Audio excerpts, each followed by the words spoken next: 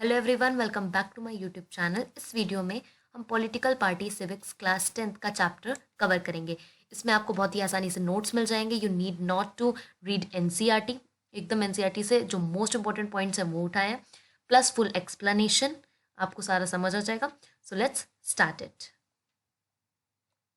सबसे पहले जैसे कि हेडिंग वाइज हम चलेंगे, सबसे पहले यहाँ पर मीनिंग के बारे में कि पॉलिटिकल पार्टी का मतलब क्या होता है। ओके, तो political party is a group of people who come together to contest elections and hold power in the government. अब पॉलिटिकल पार्टी किसी कोई एक बंदा नहीं होता है। एक बंदा, अभी आप पढ़ोगे कंपोनेंट्स ऑफ पॉलिटिकल पार्टी, जो एक लीडर होता है एंड उसके कुछ एक्टिव मेंबर्स होते हैं एंड कुछ फॉलोवर्स होते हैं जो उस पार्टी को फॉलो करते हैं, और कुछ उसके एक्टिव मेंबर होते हैं जो उसके पार्ट होते हैं। एक अकेला बंदा इतनी बड़ी पार्टी को नहीं चला सकता। ठीक है, तो political party group of people होता है जो कि साथ में आते हैं एंड इलेक्शंस कंटेस्ट करवाते हैं, इलेक्शंस में खड़े होते हैं, और फिर हम उनको वोट देते हैं एंड देन उसके बाद अगर वो जीत जाते हैं तो फिर वो पावर में आ जाते हैं। ऐसा नहीं है कि वो पावर में नहीं आ रहे तो इसका मतलब वो पॉलिटिकल पार्टी नहीं है, वो पॉलिटिकल पार्टी भी है। इसलिए तो यहाँ लिखा है who come together to contest elections. Elections जो इलेक्शंस में खड़े होती हैं जितनी पार्टियां, उन सबको हम पॉलिटिकल पार्टीज कहते हैं। ओके, अब हम यहाँ नेक्स्ट देखते हैं। They agree on some policies and program. Obvious सी बात है, वो खड़े होने से पहले कुछ पॉलिसीज एंड प्रोग्राम्स साइन करते हैं कि अगर आपने हमें जिता दिया, जैसे हर पार्टी का एक एजेंडा होता है कि अगर आपने हमें जिता दिया तो हम ये चीज़ें आपके लिए करेंगे। ओके, ऐसा नहीं है कि वो सिर्फ ऐसा बोल देती है, उनको ये चीज़ करनी भी होती है, तो वो कुछ पॉलिसीज एंड प्रोग्राम्स साइन करते हैं फॉर सोसाइटी। तो ये फर्स्ट पॉइंट क्लियर हो गया होगा। For a society with a view to promote collective good, persuade people why their policies are better than other। अब ऐसा नहीं है कि पॉलिसी साइन कर दी, उनको ये भी बताना होता है, ठीक है, पब्लिक स्पीकिंग करनी होती है कि हमारी पॉलिसी जो दूसरी पॉलिटिकल पार्टी है उससे कितनी बेहतर है और क्यों बेहतर है। ठीक है, तो उनको अपने जो पॉलिसीज़ होती हैं, जितने भी अपने प्रोग्राम्स होते हैं, उन सब के बारे में बताना होता है पब्लिक को। अपने थोड़ा पर्सनल इन्फॉर्मेशंस थोड़े बहुत शेयर करने होते हैं, वो ऑटोमेटिकली आ जाते हैं, अभी आप आगे पढ़ोगे। Okay, second point clear. Seek to implement by winning popular support through the elections. और फिर ऑब्वियस सी बात है, इन सब के बाद वो फिर उसके बाद इतने पब्लिक के सपोर्ट के साथ वो इलेक्शन जीत जाते हैं। जिसके पास भी पब्लिक का सपोर्ट ज़्यादा होगा वो जीत जाएगा।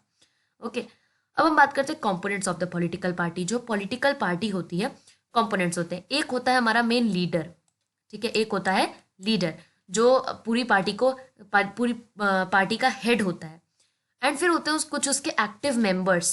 ठीक है, कुछ एक्टिव मेंबर्स होते हैं जो उसके पीछे, अगर हमें आपको एग्जांपल देती हूँ, जब रिलीज निकलती है तो ऑब्वियस सी बात है, एक गाड़ी में आपको लीडर खड़ा हुआ दिखता है, ठीक है, जो ऐसे ऐसे ऊपर हाथ हिलाता है, तो वो होगा आपका लीडर। अब उसी गाड़ी में उसी के साथ कुछ मेंबर्स खड़े होते हैं जो कि होते हैं उसके एक्टिव मेंबर्स। ओके, तो ये हो गए उसके एक्टिव मेंबर्स। अब कुछ जो नीचे उसके साथ चल रहे होते हैं, ठीक है, इतनी बड़ी आपको दिखेगी रैली लेकर इतने सारे लोग रोड पर जो चल रहे होते हैं गाड़ी के साथ नीचे, वो हो गए उसके फॉलोवर्स।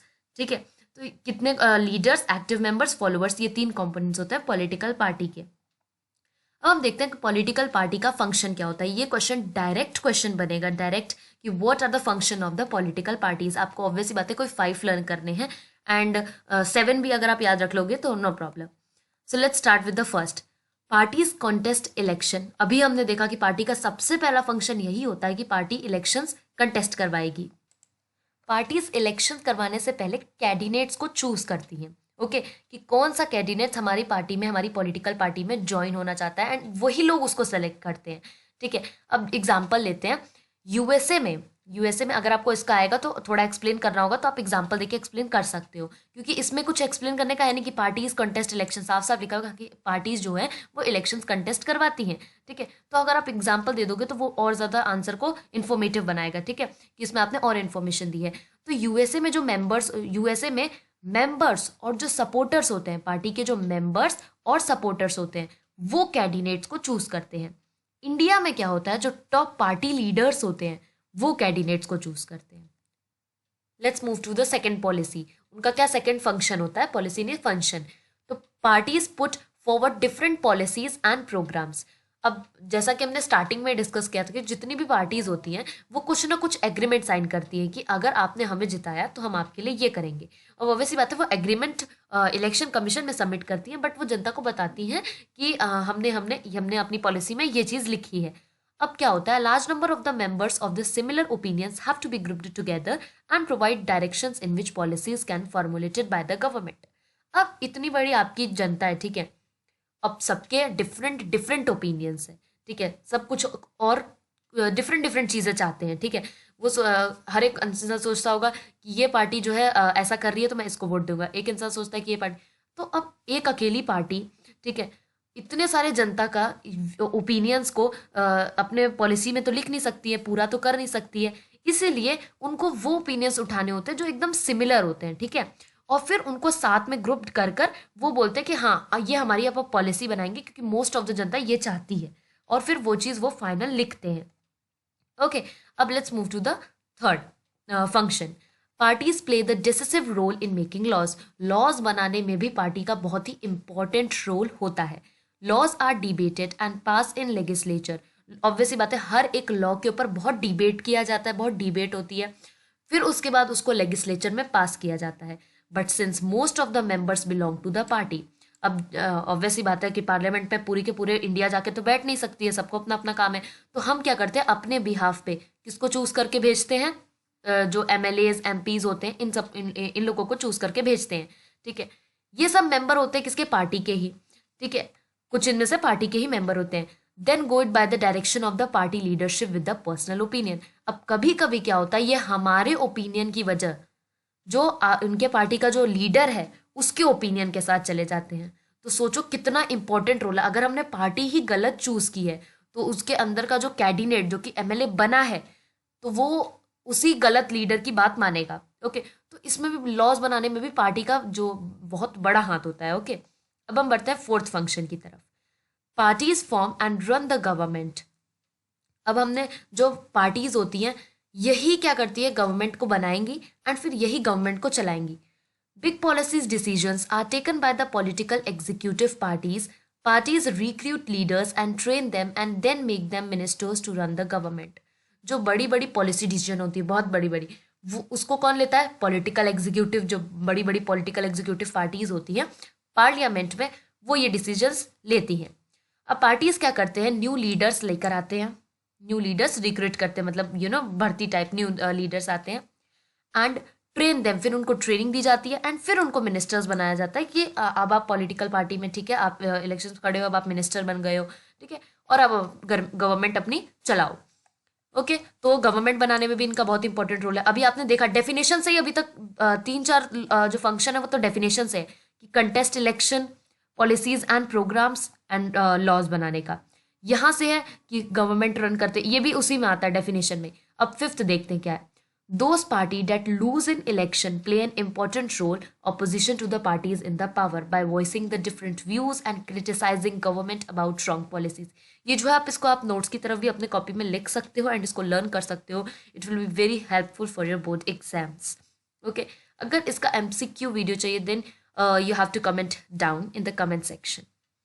तो यहाँ पर क्या होता है कि अब ऑब्वियसली बात है, एक पार्टी तो खड़ी नहीं होगी, बहुत सारी, ठीक है। अभी आप आगे पढ़ोगे 750 पार्टीज टोटल इलेक्शन कमीशन में रजिस्टर्ड है, तो बहुत सारी पार्टी, ठीक है, 1 2 3 4 बहुत सारी पार्टीज खड़ी है। अब जीतेगी तो कोई एक ही, ठीक है, एक नज़र दो जीत गई, ठीक है, चलो एक, ठीक है, क्योंकि फिर बाद में वो कोलिशन कर लेते हैं ना, तो एक पार्टी जीत गई। अब एक पार्टीज क्या है, अपोजिशन पार्टी है।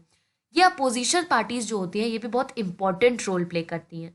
अब क्या हुआ, इस पार्टी ने जितनी भी अपनी पॉलिसी साइन की थी कि हम जनता को प्रॉमिस किया था कि हम आपके लिए ये करेंगे, समझ लो ये नहीं कर रहे हैं अब वो चीज़ें, तो ये जो अपोजिशन पार्टी हैं ये इनके खिलाफ आवाज़ उठाएंगे, voicing different views and criticise government about wrong policies. और फिर गवर्नमेंट को बताएंगे कि इन्होंने जो पॉलिसी बोली थी, ठीक है, उसको ये पूरी नहीं कर रहे हैं।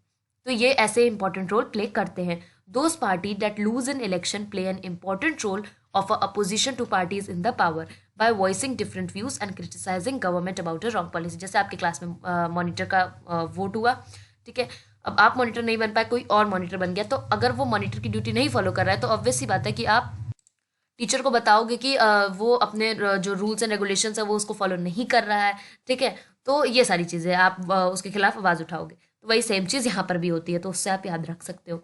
अब हम पढ़ते हैं सिक्स्थ फंक्शन की तरफ।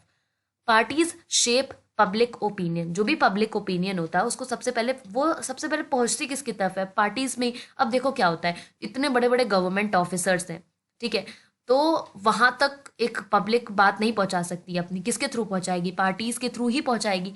तो पार्टीज क्या करती है, raise and highlight the issue, जो भी प्रॉब्लम होती है उसको हाईलाइट करती है। Parties sometime launch movement for resolution of the problems faced by the people, और कभी कभी पार्टीज जो होती हैं उनको लगता है कि ये पब्लिक में ये प्रॉब्लम बहुत ज़्यादा है, ठीक है, तो उसके लिए मूवमेंट्स भी लॉन्च करते हैं। अब हम बढ़ते हैं 7th क्वेश्चन की तरफ। Parties provide people access to government machinery and welfare. Okay, लोगों की जो भी नीड्स हैं, ठीक है, उन सबका ध्यान भी किसको रखना है, पार्टीज को ही रखना है। एक ऑर्डिनरी सिटीजन जो है, जैसा कि मैंने बताया कि वो जो है एक लोकल पार्टी से ही डायरेक्टली कनेक्टेड होता है, ठीक है, और गवर्नमेंट ऑफिसर्स तक पहुंचना तो उसके बस की बात है नहीं, तो party should be responsible to the people's need. ये थे 7 फंक्शंस। अब नेक्स्ट जो चीज़ है कि why can not modern democracy exist without the political parties. तो एक मॉडर्न डेमोक्रेसी में पॉलिटिकल पार्टीज का होना क्यों ज़रूरी है। तो आपकी बुक में कुछ ऐसा लिखा हुआ है कि आप अभी आपको ये क्वेश्चन जानना है ना कि पॉलिटिकल पार्टीज का होना क्यों ज़रूरी है, तो एक बार सोचो, उसको हटा के देखो, ठीक है। अगर किसी चीज़ की ज़रूरत आपको नहीं समझ आ रही है ना, तो एक बार उसको हटा के देखो, तो अपने आप आपको उसकी ज़रूरत समझ आ जाएगी। तो अभी हम देखते हैं कुछ। यहाँ पर है कैंडिडेट विल बी इंडिपेंडेंट। अब समझ लो पॉलिटिकल पार्टीज नहीं है, तो ऑब्वियस सी बात है जो एक अकेला इंसान ही रहेगा ना, तो कैंडिडेट जो है वो इंडिपेंडेंट हो जाएगा, उसको जो मर्जी वो करेगा, ठीक है। दूसरा है no one will be able to make any promise to the people about any major policy changes. अब वो ऑब्वियस सी बात है कि इतनी बड़ी जनता है, वो बहुत बड़ा चेंज चाहती है, वो अकेला उतना सक्षम नहीं है बात पहुंचाने में, ठीक है, आगे तक ऑफिसर्स तक। तो वो कोई ऐसा पक्का पॉलिसी चेंज, पक्का ऐसा कुछ वादा करेगा ही नहीं पब्लिक को, ओके, तो कोई ऐसा मेजर पॉलिसी चेंज कभी आएगा ही नहीं। थर्ड है यहाँ पर गवर्नमेंट में be formed but it's utility will remain over uncertain. Government तो बन जाएगी, बट जो यूटिलिटी रहेगी कि वो अकेला जो है पीपल्स की नीड को हैंडल नहीं कर पाएगा, तो वो चीज़ थोड़ी सी गड़बड़ हो जाएगी। Leaders will be responsible for their action in their locality but no one will be responsible how country will be run. एक लीडर है, एक अकेला लीडर है, वो जिस लोकेलिटी से बिलोंग करता है, ठीक है, तो वहाँ कुछ भी होगा ना, तो उसके एक्शन के लिए वो रिस्पॉन्सिबल होगा, बट पूरी कंट्री में अगर कुछ हो जाएगा तो उसके लिए वो रिस्पॉन्सिबल नहीं रहेगा, ठीक है, कभी भी पलट सकता है। ओके, अब नेक्स्ट बस ये इतना ही था कि तो आपको ये पूछा जा सकता है सिंपल सा क्वेश्चन आपका 3 मार्क्स में, तो आप इसको लिख सकते हो। How many parties should we have. अब यहाँ पर एक क्वेश्चन आता है कि हमारे पास कितनी पार्टीज होनी चाहिए। तो इंडिया में वैसे तो इलेक्शन कमीशन में 750 पार्टीज रजिस्टर्ड हैं। इंडिया में बोलते हैं जितनी पार्टी बनाना है उतनी पार्टीज बनाओ, बट हमें यहाँ पर ये पढ़ना है कि किस कंट्री में किस टाइप का पार्टी सिस्टम चलता है। एंड ये क्वेश्चन पूछा ही जाता है 1 party system, 2 party system and multi party system, किसी के भी 2 के बीच में डिफरेंस पूछा जाता है। तो सबसे पहले हम चलते हैं 1 पार्टी सिस्टम की तरफ। 1 पार्टी सिस्टम में सिंपल सा आपको कुछ नहीं करना, यही बता रहे हैं, आपको नाम से ही पता लग रहा है जिसमें एक पार्टी ही जो है गवर्नमेंट को कंट्रोल करने या चलाने को अलाउ करती है। Okay, only 1 party is allowed to control and run the government. Example जैसे हो गया China have only communist party, जैसे चाइना में सिर्फ एक ही पार्टी है कम्युनिस्ट पार्टी। ओके, तो यहाँ पर आप ये पिक्चर भी देख सकते हो। अब नेक्स्ट है यहाँ पर 2 पार्टी सिस्टम। जो पावर होता है, power usually changes between 2 main parties. जो पावर होती है वो बेसिकली 2 मेन पार्टीज के बीच में ही इधर से उधर यही पावर चलता रहता है। इसका एग्जाम्पल, बेस्ट एग्जाम्पल है the United states of America and the United kingdom. Okay, because इनकी जो फंडामेंटल पॉलिसी होती है उसमें ज़्यादा डिफरेंस होता नहीं है। ओके, थोड़ा बहुत इनकी पॉलिसी में चेंज होता है, इसलिए जो आपका जो जनता होती है वो भी कंफ्यूज हो जाती है कि हम किसको जो है वोट करें। तो ऐसा कुछ सिस्टम यहाँ पर होता है 2 पार्टी सिस्टम। अब बात करते हैं मल्टी पार्टी सिस्टम की, जो कि ऑब्वियसली बात है हमारे इंडिया में है। Government formed by the various parties coming together in the coalition, उसको हम कहते हैं मल्टी पार्टी सिस्टम। कोलिशन का मतलब आपको ही पता है कि इलेक्शंस हुए, क्या पता ऑब्वियसली बात है हमें एक हमारे लिए एक मार्क बना रहता है कि हमको इस सीट से ज़्यादा सीट्स चाहिए, तो हमारा जो है जो हमारी गवर्नमेंट है वो जीत जाएगी, ठीक है, विन कर जाएगी। पर अगर ऐसा नहीं होता है तो क्या करती हैं जो पार्टीज होती हैं वो एक दूसरे से वोट्स डिसाइड कर लेती है कि हाँ भाई हम अपने वोट्स साथ में कंबाइन कर लेते हैं। तो ये कंबाइन करके हम साथ में गवर्नमेंट साथ में चलाएंगे। ओके, दो पार्टीज हैं, ठीक है, एक कोई पार्टी नहीं जीत पाई, सो ये आपस में समझौता कर लेंगे एंड बोलेंगे कि हम साथ में गवर्नमेंट ये जो है रूल करेंगे। एंड आप ये पढ़ के भी आए हो कोलिशन गवर्नमेंट क्या होता है। तो ऐसा इंडिया में हो चुका है एंड होगा, हो सकता है, ठीक है। तो ये मल्टी पार्टी सिस्टम हम इसे कहते हैं। नेक्स्ट यहाँ पर अब आपको मतलब समझना है अलायंस या फिर फ्रंट का। When several multi party system, जब बहुत सारी मल्टी पार्टी सिस्टम, आप यहाँ ध्यान देना, जब बहुत सारी मल्टी पार्टी सिस्टम साथ में आती है इलेक्शन कंटेस्ट करवाने के लिए एंड विनिंग पावर जो उनके पास होती है, उसको हम कहते हैं अलायंस या फिर फ्रंट। इंडिया में कुछ मेजर अलायंसेस हैं, जैसे नेशनल डेमोक्रेटिक अलायंस जिसको हम कहते हैं NDA and United progressive alliance UPA या फिर लेफ्ट फ्रंट। ओके, तो ये तीन यहाँ पर इंडिया की मेजर अलायंस है इन 2004। अब हम बात करेंगे मल्टी पार्टी सिस्टम की। ऐसा सिस्टम जिसमें दो या दो से ज़्यादा पॉलिटिकल पार्टी के पास चांसेस होते हैं कि हाँ भाई, ऐसा लगता है कि हम में से अब कोई नहीं जीत पाएगा, तो हम क्या करते हैं कि साथ में आ जाते हैं, या तो ओन स्ट्रेंथ या तो खुद की स्ट्रेंथ पे, या फिर अलायंस करके वो साथ में जो है रूल करना शुरू कर देती है, ठीक है, गवर्नमेंट रन करना शुरू कर देती है। अब इसका कुछ एक पॉजिटिव भी है एंड एक नेगेटिव भी है जिसको आप पूछा जा सकता है। तो पॉजिटिव ये है कि allow a variety of interest and opinions to enjoy the political representation. Obvious सी बात है कि दो पार्टीज आपस में मिल गई हैं तो कितने सारे नए नए ओपिनियंस होंगे, ये सारी कुछ और अच्छे चेंजेस आएंगे, ये सारी कुछ अच्छी बातें हैं, पॉजिटिव है। नेगेटिव ये है कि इट ऑफन अपीयर्स मेसी, बहुत मैसी मैसी सा हो जाता है, और इसकी वजह से ऐसा हो सकता है कि पॉलिटिकल इंस्टेबिलिटी हो जाए। ओके, एक पार्टी बाद में जो है वो समझौता तो कर ले, ठीक है, कि हम साथ में गवर्नमेंट चलाएंगे, लेकिन बाद में कुछ ऐसा ऊंच नीच हो सकता है कि एक पार्टी राजी हो रही है, एक पार्टी नहीं हो रही है, तो पॉलिटिकल इंस्टेबिलिटी भी हो सकती है। यहाँ पर पॉलिटिकल पार्टीज, दो या दो से ज़्यादा पॉलिटिकल पार्टीज क्या कर रही हैं, साथ में आ रही है, ठीक है, उनके चांसेस हैं। यहाँ पर मल्टी पार्टी सिस्टम्स जो है वो जब साथ में आएंगे इलेक्शंस कंटेस्ट करवाने के लिए, उसको हम कहते हैं अलायंस। ओके, आई होप कि आपको क्लियर होगा। And if you like this video तो आप लाइक बटन पे अभी क्लिक कर दो। ओके, एंड चैनल को सब्सक्राइब नहीं किया तो जाके चैनल को सब्सक्राइब करो एंड नोटिफिकेशन बेल ऑन करो। Which party is better, not the good question. अगर आपसे कोई ये पूछे कि कौन सी पार्टी बेटर बताओ, one party system, two party system या फिर मल्टी पार्टी सिस्टम, तो आप बोलोगे कि ये बिल्कुल भी अच्छा क्वेश्चन नहीं है। क्योंकि why? Because party system depends upon, क्योंकि पार्टी का सिस्टम किस पे डिपेंड करता है कि आपके नेचर ऑफ सोसाइटी पे, सोशल एंड रिलीजियस डिवीजन पे, हिस्ट्री ऑफ पॉलिटिक्स पे एंड सिस्टम ऑफ इलेक्शन पे, कि आपका सोसाइटी, आपकी सोसाइटी का नेचर कैसा है, आपके सोसाइटी में सोशल और रिलीजियस डिवीजन कैसा है। आपके अभी आपको इसको एग्जाम्पल से समझेंगे हम, ठीक है, अपना ही इंडिया का एग्जाम्पल लेंगे। आपकी जो पॉलिटिक्स की हिस्ट्री थी वो कैसी रही है, ठीक है, उसके हिसाब से आप डिसाइड करोगे कि आपको किस टाइप का सिस्टम ऑफ इलेक्शन चाहिए। ओके, एंड आपने कौन सा सिस्टम ऑफ इलेक्शन करवाया है जिससे आपका अभी स्टेबिलिटी बनी हुई है। तो इंडिया के पास तो आपको भी पता है कि मल्टी पार्टी सिस्टम होता है, ठीक है।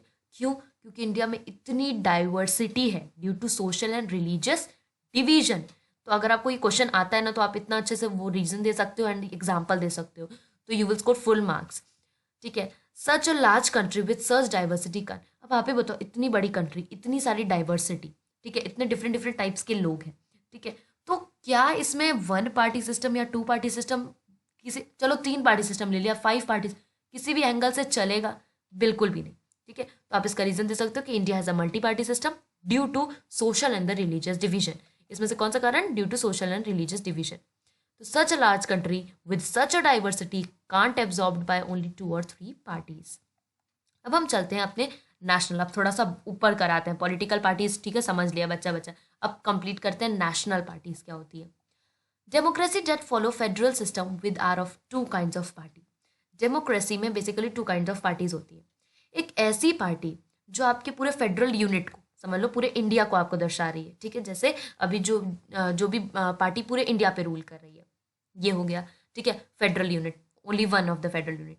And parties that are present in the several और all units of the federation, या फिर जो पार्टीज स्टेट में रूल कर रही हैं, यही 2 चीज़ें हो सकती हैं, 2 काइंड्स ऑफ पार्टीज। ओके, अब इसके बारे में हम और बात करते हैं। अब क्या होता है, पेपर में क्वेश्चन आता है कि write the characteristics of the political parties, या फिर क्वेश्चन आता है write the characteristics of the national political parties. तो नेशनल एंड पॉलिटिकल पार्टीज दोनों में आप ये लिख सकते हो। 3 points. All these units follow the same policies and programmes and strategy decided at national levels. जितनी भी यूनिट्स होती हैं, चाहे वो ऑब्वियसली बात है, हमने देखा ये 2 टाइप की यूनिट्स होती हैं, तो जितनी भी यूनिट्स होती हैं उनको same policies and same programmes and same strategy follow करनी होती है नेशनल लेवल पे आने के लिए। स्पेशल फैसिलिटीज, बट कुछ स्पेशल फैसिलिटीज होती है जो इलेक्शन कमीशन बड़ी पार्टीज को देता है। सोचो आपकी पार्टी बहुत फेमस है, लार्ज है, लोग बहुत सपोर्ट कर रहे हैं आपकी पार्टी को, तो आपकी पार्टी को कुछ स्पेशल फैसिलिटीज मिलेगी। तो इलेक्शन, पहले बात तो इलेक्शन कमीशन क्या करेगा, एक यूनिक सिंबल दे देगा आपकी पार्टी को, ठीक है, जिसको आपकी पार्टी के सिर्फ ऑफिशियल कैंडिडेट्स ही यूज कर सकते हैं।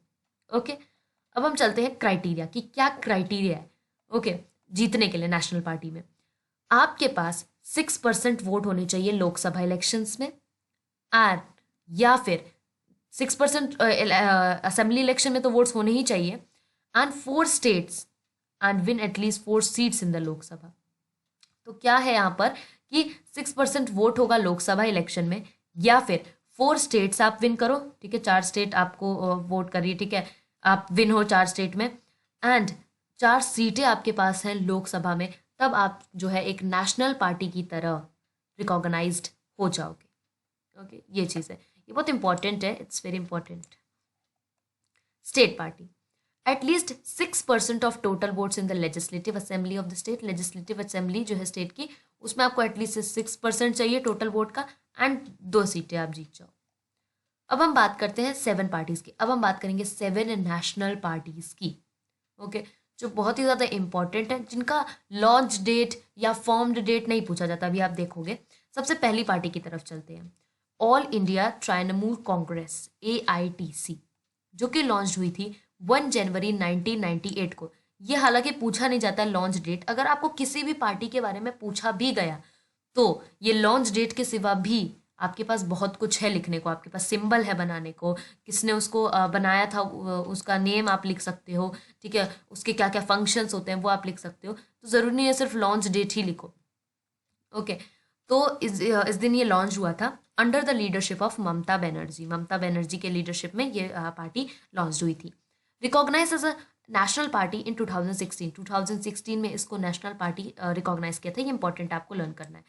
ओके, इसका सिंबल होता है flower and grass. Election commission के द्वारा इसको ये सिंबल दिया गया है, जो कि आपको लर्न करना है।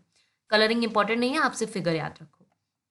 Committed to secularism and federalism, ये सेक्युलरिज्म एंड फेडरलिज्म पे बिलीव करती है। ये सब आप पढ़ के आए हो क्या होता है। Power in West Bengal since 2011, इसकी पावर वेस्ट बंगाल में है। अरुणाचल प्रदेश, मणिपुर एंड त्रिपुरा, अभी हम पढ़ कर आए हैं कि 4 स्टेट आपके पावर में होने चाहिए। तो देखो इनके पास 4 स्टेट है कि नहीं है, वेस्ट बंगाल, अरुणाचल प्रदेश, मणिपुर और त्रिपुरा, 4 स्टेट हो गई ना। 4 स्टेट हो गई, मतलब इनको नेशनल पार्टी का ये आधा क्राइटेरिया पूरा कर चुकी है। अभी आपको मैं बता रही हूँ 2019 के इलेक्शन में इन्होंने 4.07% वोट किया था, तो देखो वोट भी मिल गया इनको, 22 सीट्स भी जीत गई, तो इसीलिए इसको 4th लार्जेस्ट पार्टी कहा गया है। 6% से ऊपर वोट चाहिए था, बट इनको 4.07% से इतना वोट मिला, तो इसलिए 4th लार्जेस्ट पार्टी हुई। बट वहाँ और करके ऑप्शन लिखा हुआ था ना कि या तो आप वो जीत जाओ, 4 स्टेट्स की पावर जीत जाओ और सीट्स जीत जाओ, 4 सीट से ज़्यादा। तो ये चीज़ इन्होंने क्राइटेरिया पूरा कर लिया, इसलिए इनको नेशनल पार्टी रिकॉग्नाइज कर दी गई। ओके, अब वैसे क्या है कि ये चीज़ आपको पूछी नहीं जाती है और आपको इतना लिखना भी नहीं होता। परसेंट की बात करें, ठीक है, इन 2019, बट इसमें मैंने इसलिए लिख दिया यहाँ पर बिकॉज ये समझाना था कि किस क्राइटेरिया के बेसिस पर नेशनल पार्टी रिकॉग्नाइज होती है। अब चलते हैं नेक्स्ट पार्टी पे, बहुजन समाज पार्टी। ओके, ये लॉन्च हुई थी 1984 को under the leadership of Kanshiram, ठीक है, यहाँ पर आप पिक देख सकते हो कांशीराम। इसका सिंबल होता है एलिफेंट, कुछ ऐसा दिखता है ये फ्लैग में। इनका मेन एजेंडा क्या होता है, उनका मेन एजेंडा क्या था, सेक्युलरिज्म एंड फेडरलिज्म। इनका मेन एजेंडा होता है कि secure interest and welfare of Dalits, Adivasis, OBCs and religious minority, जितने भी ऐसे लोग हैं दलित, आदिवासी, इन सब का वेलफेयर, इन सब के ध्यान रखना, ठीक है, इन सब के हित में काम करना, ये सब चीज़ें। Draws inspiration from the ideas and the teachings of the, इनकी इंस्पिरेशन क्या है ये इंपॉर्टेंट है लर्न करना, साहू महाराज, ममता फूले, पेरियार रामास्वामी नायकर एंड बाबा साहेब अम्बेडकर। ओके, तो बाबा कुछ याद ना रहे, बाबा साहेब अम्बेडकर, भीमराव अम्बेडकर आपको याद रहना चाहिए। ओके, इनकी कहाँ का मेन बेस कहाँ कहाँ पर इनका है, sorry, Uttar Pradesh and substantial presence in the neighbouring state, ये सब लिखने की जरूरत नहीं है, ठीक है, आप चाहो तो नहीं लिख सकते हो, लिख दो उत्तर प्रदेश, कॉमा मध्य प्रदेश, छत्तीसगढ़, उत्तराखंड, दिल्ली एंड पंजाब, ये सारी चीजें। अब हम बात करते हैं थर्ड की, Bharatiya Janata party, BJP. Okay, symbol सबको इसका पता है, ये ठीक है, कमल। ये लॉन्च हुई थी 1980 में बाय श्यामा प्रसाद, श्यामा प्रसाद जी की फोटो देख सकते हो आप, ठीक है, श्यामा प्रसाद मुखर्जी इन 1951 wants to build a strong and modern India from India's ancient culture and values, and Deen Dayal Upadhyay idea of integral humanism and Antyodaya. Objective में ये आपको क्वेश्चन पूछा जा सकता है, तो इंटीग्रल ह्यूमैनिज्म को अंडरलाइन कर लेना है आपको, जो कि आपके बुक के बैक जो है इंटेक्स क्वेश्चंस होते हैं उसमें भी है कि what is the guiding philosophy of the Bharatiya Janata party, तो उसका आंसर होगा इंटीग्रल ह्यूमैनिज्म। यही इनका मेन गाइडिंग फिलोसफी था कि इनको एक स्ट्रॉन्ग इंडिया बनाना है, ठीक है, इंडिया के एंशियंट कल्चर से इन्होंने जो उसी से उनको एक नया जो भी उन्होंने सीखा है, जो भी इंडिया की वैल्यू है, उससे इनको इंटीग्रल ह्यूमनिज्म ये सब यूज करके इनको एक स्ट्रॉन्ग इंडिया बिल्ड करना है, मॉडर्न इंडिया बिल्ड करना है। नेक्स्ट है कल्चर नेशनलिज्म और Hindu is an important element, इनके लिए बहुत इंपॉर्टेंट है culture nationalism, Hindu, it's conceptions of the Indian national nationhood and the politics. इसमें सिंपल सी बात है कि इनके लिए Hindu and culture national, Hindutva जिसको आप कहते हो, आपके बुक में हिंदुत्व करके लिखा हुआ है, तो वो यहाँ पर इंपॉर्टेंट एलिमेंट है इस पार्टी का। नेक्स्ट है यहाँ पर अब इसके कुछ फीचर्स देख लेते हैं जो कि बहुत इंपॉर्टेंट है। Want full territorial and the political integration of the Jammu and Kashmir with the India, ये चाहते हैं कि जम्मू एंड कश्मीर का पूरा territorial area and political integration India के हाथ में आ जाए। Uniform civil code for all the people living in the country irrespective of the religion and ban on the religious conversation, एक यूनिफॉर्म सिविल कोड मिल जाए, जितने भी लोग रह रहे हैं सबको इक्वल माना जाए, ठीक है, एंड ऐसा कुछ रिलीजियस कन्वर्सेशन ये सब ऐसा कुछ नहीं होना चाहिए, रीजन के बेसिस पर भेदभाव। केम टू पावर इन 1998 में ये पावर में आई थी as the leader of national democratic alliance, national democratic alliance NDA, ये बहुत इंपॉर्टेंट पॉइंट है, ठीक है, कि नेशनल डेमोक्रेटिक अलायंस के ये लीडर बने थे, ठीक है, बीजेपी 1998 में ये पावर में आई थी, including several regional party, and इनके साथ में थोड़ी और रिलीजनल पार्टीज भी थी। Emerge as the largest party, और उस टाइम पे ये सबसे लार्जेस्ट पार्टी थी 303 मेंबर्स के साथ 2019 में लोकसभा इलेक्शन में, ये इंपॉर्टेंट है। अभी इसमें भी परसेंट करके दे रखा था, तो which I have not included. Next, communist party of India, CPI, ये लॉन्च हुई थी 1925 में, एंड अभी तक हम देखा तो इसी का बीजेपी का ही थोड़ा सा ज़्यादा आपको फंक्शंस लर्न करने थे, बाकी फंक्शंस क्या कैरेक्टरिस्टिक्स अब आपको थोड़ा छोटा छोटा मिलेगा। कम्युनिस्ट पार्टी ऑफ इंडिया जो है सीपीआई, उसका सिंबल कुछ इस तरीके का है, जो इंपॉर्टेंट है सिंबल्स लर्न करना आपको। लॉन्च 1925 में लॉन्च हुई थी एंड गॉट स्प्लिटेड, और फिर ये स्प्लिट हो गई थी 1964 में, and led to the formation of the CPIM, और फिर CPIM बन गई थी। सोचो अगर नहीं स्प्लिट होती तो कितना अच्छा होता ना, आपको एक ही यही ऐलान करना पड़ता, ठीक है। अभी एक और पार्टी आएगी जो भी वो स्प्लिट हो गई थी। ओके, तो अब हम चलते इसके फंक्शन पे। ये जो होता है मार्क्सिज्म एंड लेनिनिज्म, इस पे बिलीव करते हैं, सेक्युलरिज्म, डेमोक्रेसी, इन सब पे। अब मार्क्सिज्म का आप पढ़ के ही आए थे, कार्ल मार्क्स का आइडिया, ठीक है, लेनिन वेमर जो थे उनका आइडिया आप पढ़ के आए थे। इनका क्या था बेसिकली आइडिया, ये लैंड के बेसिस पर आपने पढ़ा था कि डिफरेंट लैंड थे, तो इन्होंने बोला कि हम लैंड्स को जोड़ देंगे, ठीक है, लैंड्स को जोड़ देंगे और फिर उसके बाद उससे जो भी इनकम आएगी उसको डिवाइड कर देंगे। तो कुछ ऐसा ही इनका आइडिया था, ठीक है, सबको कंबाइन करके रखना, ठीक है, एंड उसके बीच में ऐसा कुछ, ओके, जो आप लोगों में कर सकते हो। लोगों में तो ये नहीं कर सकते ना कि लोगों को एक साथ काम, उनको एक ही काम दे दो एंड फिर जो उसमें पैसा है वो बांट दो, ऐसा नहीं होता, ठीक है। ये मार्क्सिज्म और लेनिज्म बिलीव करते थे, सेक्युलरिज्म डेमोक्रेटिक कंट्री पे बिलीव करते थे, डेमोक्रेसी पे बिलीव करते थे, oppose to the force of the secessionism and the communalism, इस चीज़ों को ये अपोज करते थे। डिवीजन, पार्टीशन, इन सब पे ये बिलीव नहीं करते थे। Significant presence in the states of the Kerala, West Bengal, Punjab, Andhra Pradesh and Tamil Nadu, इन सब स्टेट्स में इनका है मतलब यहाँ प्रेजेंट है basically. Strong pillar in the left front में इनका स्ट्रॉन्ग पिलर है, ये आपको याद रखना है कि लेफ्ट फ्रंट में, ठीक है। उनका वहां पे कितना था, एनडीए में, ठीक है, ये किसके लीडर थे, एनडीए में लीडर बने थे, कब, 1998 में, एंड यहाँ पर लेफ्ट फ्रंट में इनका स्ट्रॉन्ग पिलर है। अब हम चलते हैं फिफ्थ पार्टी की तरफ, communist party of India, Marxism. ठीक है, इन्होंने बस अपने ये आगे लगा लिए, स्प्लिट हो गए थे एक्चुअली, ठीक है, ये दो भागों में डिवाइड हो गए थे। CPIM, इनका सिंबल कुछ सेम ही दिख रहा है ना आपको, तो कुछ इस तरीके का है, जो कि लॉन्च हुई थी 1964 में। ये भी बिलीव करती है सेम मार्क्सिज्म एंड लेनिनिज्म में, सपोर्ट सोशलिज्म, सेक्युलरिज्म, डेमोक्रेसी, दोनों ही आप देख रहे हो सिमिलर। वो भी ये भी सोशलिज्म, सेक्युलरिज्म, डेमोक्रेसी पे बिलीव कर रहे हैं, वो भी उस पर बिलीव कर रहे हैं। ये इम्पेरियलिज्म और कम्युनिज्म को अपोज कर रहे हैं। आप पढ़ के ही आए हो कम्युनिज्म का, तो मतलब आपको पता है ये डिवाइड होना, ठीक है। और इम्पेरियलिज्म का मतलब अभी आप हिस्ट्री में rise of nationalism in Europe में पढ़े थे कि क्या होता है कि जब आप, अब देखो, आप बोलते तो हो कि भाई हाँ हमारी कंट्री भी अच्छी है, उनकी कंट्री भी अच्छी है, पर आप चाहते हो कि उनकी कंट्री हमारे हाथ में आ जाए, तो ऐसा कुछ ये लोग ऐसा नहीं चाहते हैं। ओके, ये होता है इम्पेरियलिज्म, तो ये लोग ऐसा कुछ भी ऐसा नहीं चाहते, इस चीज़ को ये अपोज करते हैं। अब हम इसका देख लेते हैं characteristics. Enjoy strong support in West Bengal, ये आपको हमेशा याद कर लेना कि ये कहाँ कहाँ प्रेजेंट है, कहाँ कहाँ इनका सपोर्ट है, कहाँ कहाँ ये पावर में है, ठीक है। वेस्ट बंगाल, केरला, त्रिपुरा, यहाँ यहाँ पर है, specially among the poor, factory worker, farmer, agriculture labour and the intelligentsia, यहाँ इन लोगों का इनका एजेंडा होता है कि हेल्प करना। Critical of the new economic policy that allow free flow of the foreign capital and the two goods into the country. Import और एक्सपोर्ट का जो फॉरेन कैपिटल जो गुड्स हैं उनका ये जो अलाउंस है वो फ्री था। And was in a poor in the west power in the West Bengal without a break for the 34 years के, मतलब बिना रुके टुके ये जो है पावर में रहे थे वेस्ट बंगाल में। ओके, सो ये बहुत बड़ी बात है।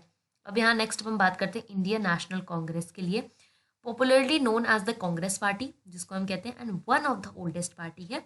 लॉन्च हुई थी 1885 में। इट हैज़ एक्सपीरियंस, इसने भी बहुत सारे स्प्लिट्स एक्सपीरियंस किए हैं, इसका भी भाग हुआ है। After independence it played the dominant role in Indian politics. Independence के बाद इंडियन पॉलिटिक्स में, चाहे वो नेशनल लेवल पे हो चाहे वो स्टेट लेवल पर हो, दोनों ही लेवल पे इसने बहुत ही इम्पोर्टेंट रोल प्ले किया है बहुत सालों के लिए, several decades, under the leadership of Jawaharlal Nehru ji के लीडरशिप के अंदर। ओके, तो इनका कुछ सिंबल ऐसा है, सिंबल आपको सबका याद करना है। नेक्स्ट है यहाँ पर मेन एजेंडा, इनका मेन एजेंडा क्या है, to build the modern secular democratic republic in India. ये वही चीज़ है कि इंडिया को डेमोक्रेटिक बनाना, रिपब्लिक बनाना, ठीक है, इक्वालिटी मतलब इक्वल बिफोर लॉ, ये सारी चीज़ें। Ruling party at the centre till the 1977 and then from the 1980 to 19, कब इन्होंने रूल किया। This is the centrist party, ना ही ये राइटिस्ट है ना ही लेफ्टिस्ट है, कि सिंपल सेंट्रिस्ट पे रूल करती है। And the party espouses secularism and welfare of the weaker section and the minorities. ये पार्टी सेक्युलरिज्म एंड वेलफेयर, जो वीकर सेक्शन है, माइनॉरिटीज़ वाले लोग हैं, उनको ज़्यादा उस पर प्रेफर करती है, इनकी पॉलिसी में वो चीज़ें ज़्यादा आती हैं, ठीक है। जैसे पॉलिसी लिखते हैं ना कि हम इन लोगों को ज़्यादा हेल्प करेंगे, तो वो चीज़ें।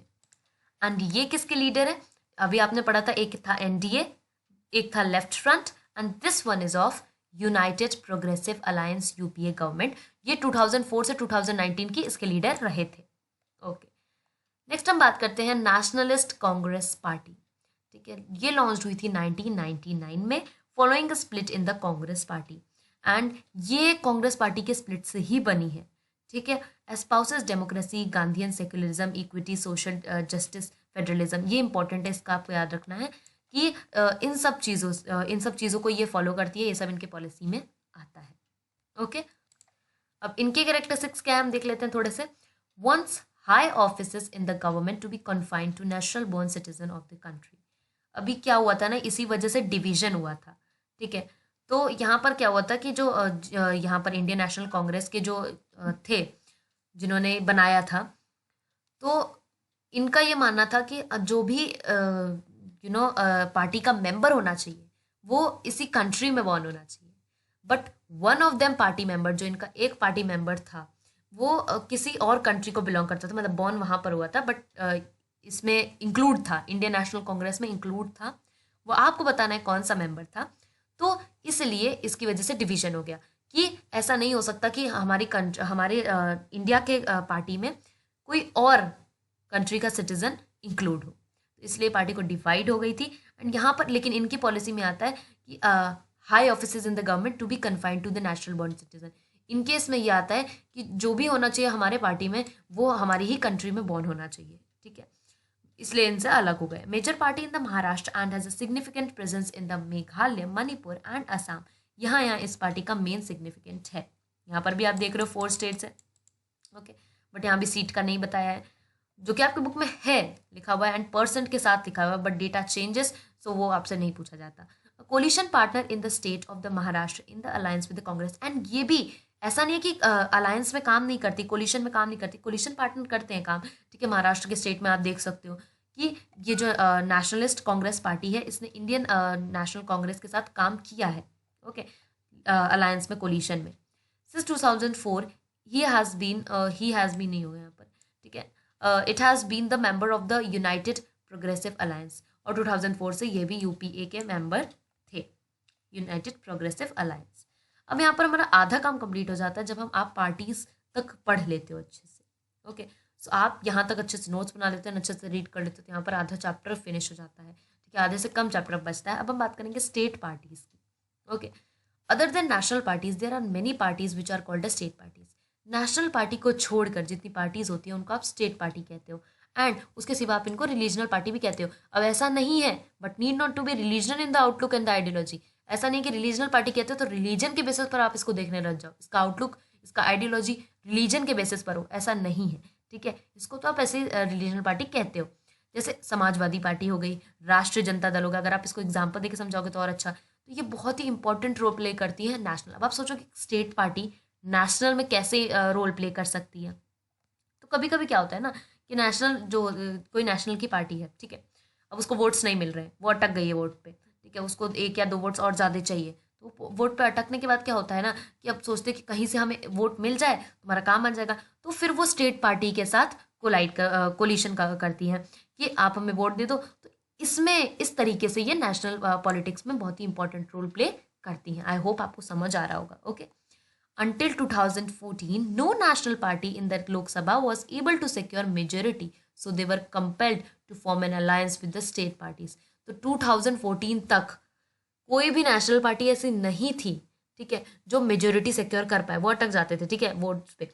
तो वो क्या करते थे, कंपेल्ड, उनको ऐसा करना ही पड़ता था कि उनको अलायंस फॉर्म जो है स्टेट पार्टीज के साथ क्या करना पड़ता था, कोलिशन फॉर्म करना पड़ता था। Since 1996, state parties have got an opportunity to be the part of one or other national level coalition government. 1996 तक मतलब स्टेट पार्टीज को ऐसे अपॉर्चुनिटी मिलती रही कि वो किसी न किसी नेशनल लेवल के पार्टी का पार्ट बन ही जाते थे, ठीक है। This has contribute to the, और इससे अच्छी चीज़ भी हुई। इससे अच्छी चीज़ क्या हुई कि हमारे फेडरलिज्म और डेमोक्रेसी में ये कॉन्ट्रीब्यूशन रहा, okay. Challenges to the political parties, अब क्या क्या चैलेंजेस आते हैं। ऐसा तो नहीं है कि पॉलिटिकल पार्टी एकदम मस्त फिट फाट, कोई गड़बड़ नहीं, कुछ नहीं, कुछ चैलेंजेस होते हैं। तो वो देखते हैं क्या। डायरेक्ट क्वेश्चन है, this is also the direct question, एक फंक्शन वाला डायरेक्ट क्वेश्चन था एंड ये भी डायरेक्ट है। Lack of internal democracy, internal democracy की ना बहुत कमी है। कंसंट्रेशन ऑफ द पावर, अगर चैलेंजेस है और आपने ये नहीं लिखा तो ऑब्वियसली बात है, मार्क्स डिडक्ट होंगे। कि लैक ऑफ इंटरनल डेमोक्रेसी में क्या होता है ना कि पावर सिर्फ कुछ के हाथों में रह जाती है, ठीक है। भले ही पार्टी है, पार्टी में इतने अच्छे अच्छे इतने सारे इतने दिमागदार ऐसे लोग हैं, ठीक है, डिफरेंट डिफरेंट ओपिनियंस के साथ, बट क्या होता है, आप लीडर हो, कभी लीडर अपने मन की जो है लीडर अपना करता है, ठीक है, जो टॉप पे होता है वो अपने मन की मर्जी करता है। तो इसलिए क्या होता है ना कि पावर सिर्फ उनके हाथ में रह जाती है एंड पावर जो है आगे बढ़ ही नहीं पाती, ओके।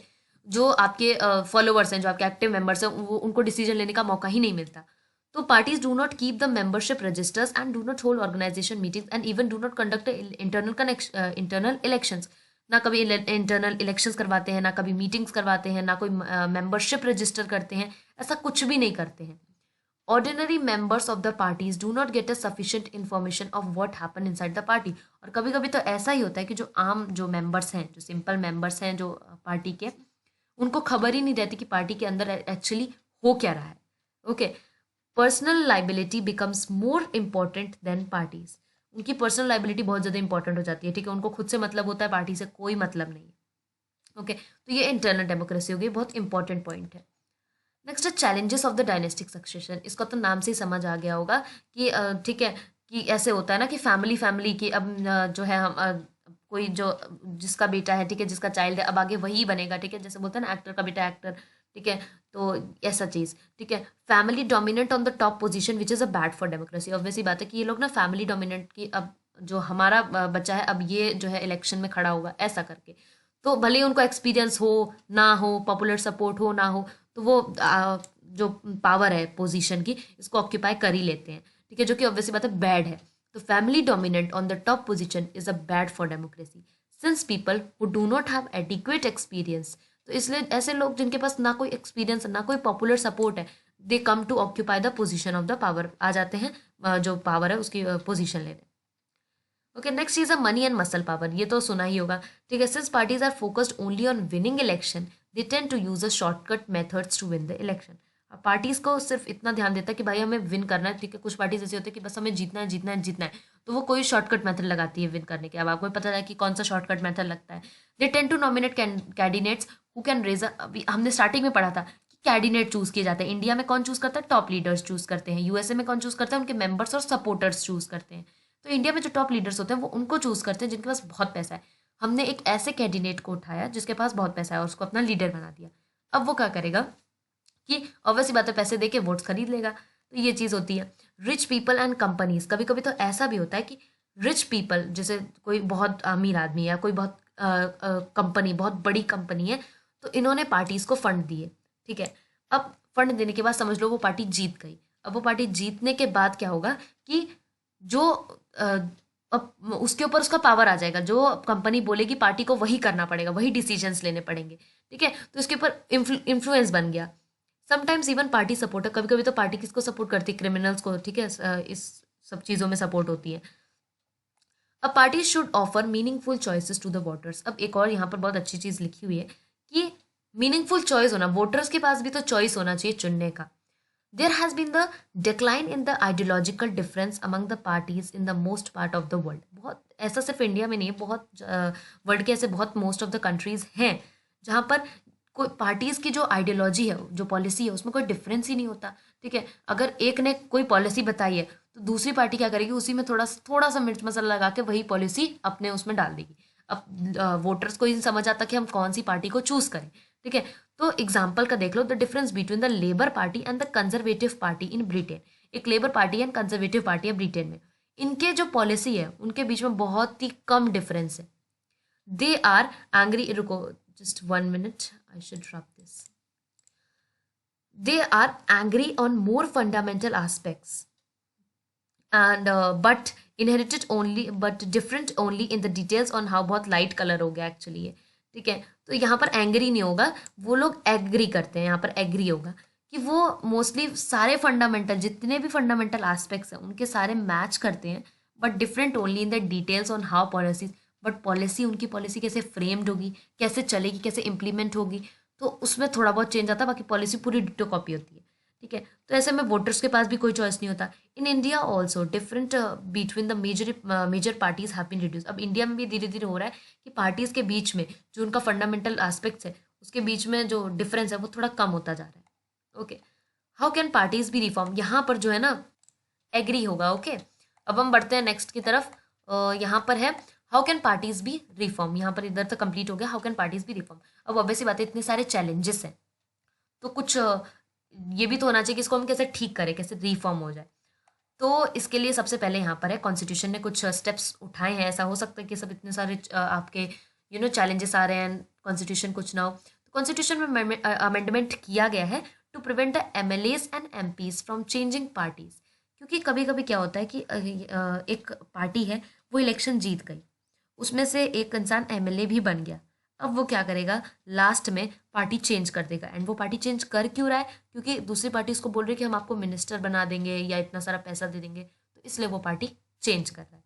तो अब यहाँ पर इसको अब हम पढ़ लेते हैं, जो चीज़ मैंने बताई सेम चीज़ यहाँ पर लिखी हुई है।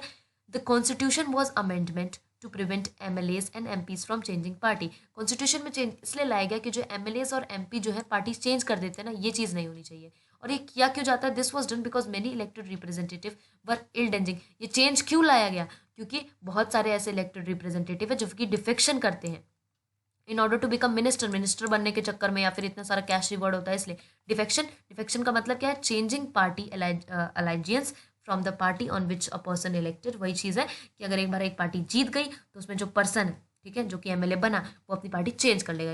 ये पूरा प्रोसेस जो मैंने आपको बताया, इसी को हम एक वर्ड में डिफेक्शन कहते हैं, ठीक है। तो वो डिफेक्शन करता है, क्यों? क्योंकि उसको मिनिस्टर बनना है या फिर कैश रिवॉर्ड मिल रहा है, इसलिए। तो इसलिए कॉन्स्टिट्यूशन में चेंज लाया गया। अब क्या चेंज लाया गया?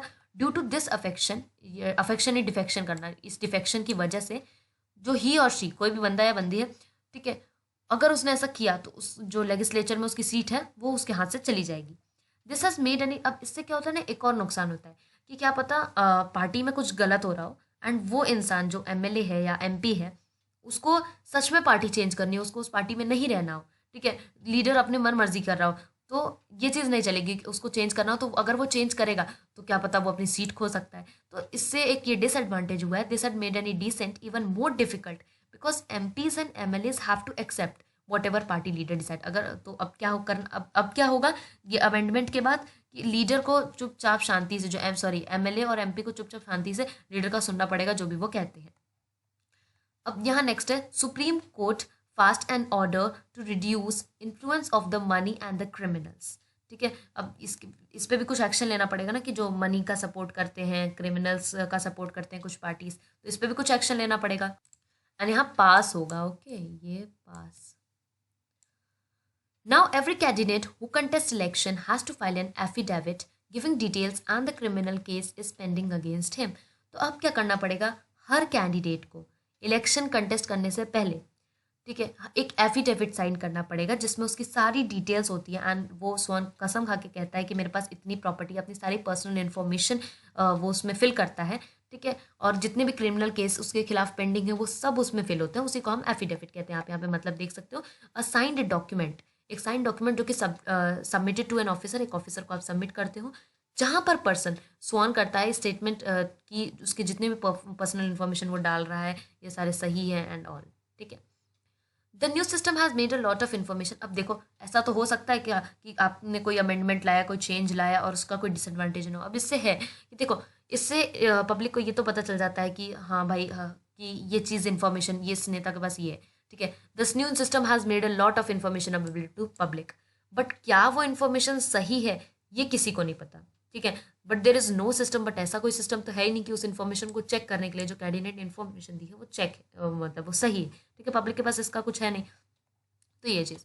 अब यहाँ पर है इलेक्शन कमीशन। अब ये तीसरा बहुत इंपॉर्टेंट है, वेरी इंपॉर्टेंट। अब यहाँ पर क्या होता है ना, अभी आपको आगे बताऊंगी, पहले ये पढ़ लेते हैं। Election commission passed an order making it necessary for the political parties to hold their organisational election and file their income tax return. Election commission क्या करती है, ऑर्डर पास किया है कि बहुत इंपॉर्टेंट है। पहले तो क्या होता था ना कि आपको जब आपका इलेक्शन होने वाला होता था उससे पहले आपको ये एफिडेविट साइड करना पड़ता था, बट अब क्या होता है आपको बाद में भी करना होता है। तो यही चीज़ है, election commission and order making it necessary for the political parties to hold their organisation election and file their income tax returns. कुछ इस तरीके का इलेक्शन कमीशन है इंडिया का, आप देख सकते हो, ओके। अब यहाँ है suggestions made to reform political parties. अब क्वेश्चन आता है पेपर में कि what are the suggestions made to reform the political parties. Most of the students ये लिख कर आ जाते हैं, ये 3 पॉइंट्स, ठीक है, ये जो 3 पॉइंट्स है जो भी है ये, बट नहीं, वहाँ अगर रिफॉर्म करने के सजेशंस पूछे गए हैं तब आप ये 3 पॉइंट्स लिखोगे जो अभी बताने वाली हूँ। एंड अगर वहाँ पर सजेशन वर्ड नहीं है, सिर्फ रिफॉर्म है, तो देन आप अबव 3 पॉइंट्स लिखोगे अपने जो भी आंसर शीट है उसमें। सजेशन, अब आपको अपनी तरफ से कुछ सजेशन देना है कि क्या कर सकते हैं, ठीक है, जो कि हुआ नहीं।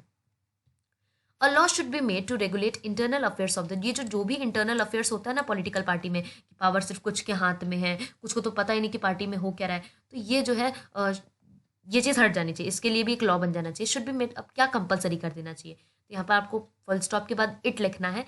It should be made compulsory for the political parties to maintain the register of its member, to follow its own constitution, to have an independent authority, to act as a judge in the case of the party dispute, to hold open elections to the highest post। अब देखो ये सब चीज़ें compulsory कर देनी है। अब आपको सारा का सारा नहीं लिखना है, आप कुछ एकदम छोड़ भी सकते हो कि जज in the case of the party disband, तो 2-3 तो लिखने कि कंपलसरी कर देना चाहिए कि वो इंसान मतलब कॉन्स्टिट्यूशन फॉलो करेगा, ठीक है, जो भी अगर कुछ उसके खिलाफ केस आएगा, ठीक है, कोई भी पार्टी का डिस्प्यूट होगा तो उसमें में जज की तरह एक्ट करेगा, एकदम सच बोलेगा, ठीक है। ओपन इलेक्शंस होंगे, कोई ऐसे मनी ऐसे कुछ भी ऐसा नहीं होगा, तो ये सब चीज़ें कंपलसरी कर देनी चाहिए रजिस्टर करने के लिए, ठीक है, ये सब रजिस्टर्ड होना चाहिए।